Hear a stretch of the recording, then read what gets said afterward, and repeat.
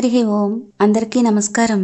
ఈరోజు వజ్రనాభుడు అనే దానవుని గురించి చెప్పుకుందాము. వజ్రనాభుడు అనే దానవుడు సుమేరు పర్వతం మీద బ్రహ్మను గురించి తీవ్రమైన తపస్సు చేసి మెప్పించి దేవతల వల్ల తనకు చావు లేకుండా వరం పొందాడు. ఆ వర ప్రభావంతో గర్వంతో వజ్రనాభుడు ఒక్కొక్క రాజుని యుద్ధంలో జయించి ఒక్కొక్క రాజ్యాన్ని నిర్మూలించి లోకమంతటా ప్రజల ఆక్రందనలు చెలరేగేలా చేశాడు. వజ్రనాభుడు దేవతలకు అజేయుడైన విధంగానే వజ్రపురం అనే అతని కోట కూడా దుర్భేద్యమైంది. ఆ కోటలోకి అతని అనుమతి లేకుండా వాయువు కూడా చొరబడలేదు. వజ్రనాభుడు కేవలం భూలోకాన్ని జయించడంతోనే తృప్తి చెందకుండా దేవతల భయం లేనివాడు కావడం చేత స్వర్గం మీదకి కూడా దండెత్తాడు. తనతో యుద్ధానికి రమ్మని లేదా తనకి లొంగిపోమ్మని వజ్రనాభుడు ఇంద్రుడికి కబురు పంపాడు.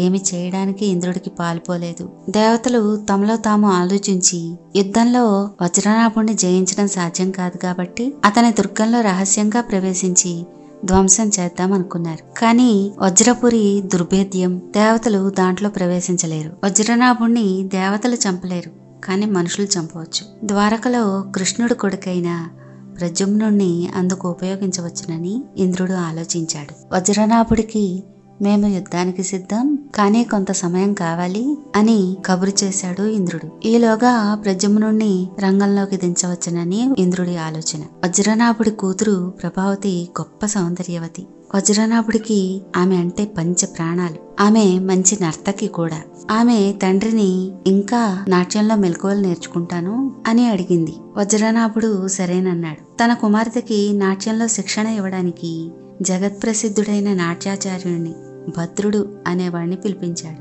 అయితే వజ్రపురి వెళుతున్న భద్రుణ్ణి దేవతలు తస్కరించారు.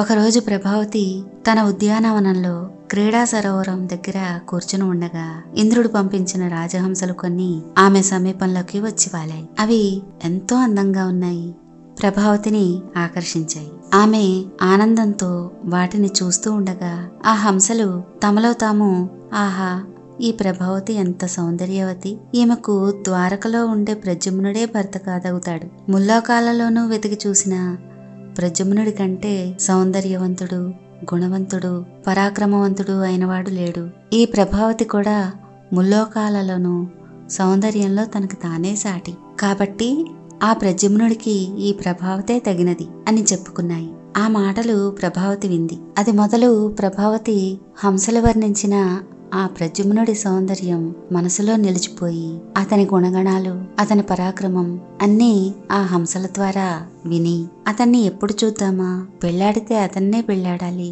అని ఆలోచిస్తూ ఉంది. దేవతలు భద్రుడికి విషయమంతా తెలిపారు. అతని సహాయం కోరారు. అతన్ని ఎంతో అమూల్యమైన ఆభరణాలు, వస్త్రాలు మొదలైన వాటితో అపూర్వమైన సత్కారం చేశారు. అతనికి వెలకట్టలేని ఆభరణాలు, వస్త్రాలు మొదలైనవెన్నో ఇచ్చి సత్కరించారు. భద్రుడు ధరించిన పాత దుస్తులు, ఆభరణాలు తీసేసి మంచి దివ్యాభరణాలతోనూ దుస్తులతోనూ అతన్ని అలంకరించారు. ఆ భద్రుడి ఆభరణాల్ని, దుస్తుల్ని ప్రద్యుమ్నుడికి కట్టబెట్టి ప్రభావతి దగ్గరికి పంపించారు. భద్రుడి వేషంలో ప్రద్యుమ్నుడు వజ్రపురి చేరి ప్రభావతి వద్దకు వెళ్ళాడు. హంసలు వర్ణించిన రూపురేఖలు, గుణగణాలు అన్నీ అతడిలో ఉండడం చూసి ఎవరు నువ్వు అని అడిగింది ప్రభావతి. ప్రభావతి గురించి అంతకు ముందే హంసలు చెప్పి ఉండడంతో ఆమె పైన అంతులేని ప్రేమని కలిగిన ప్రద్యుమ్నుడు తాను ఎవరైనది చెప్పేశాడు. ప్రభావతి పరమానందం చెందింది. ప్రభావతి ప్రద్యుమ్నులు రహస్యంగా ప్రభావతి మందిరంలోనే పెళ్లాడారు.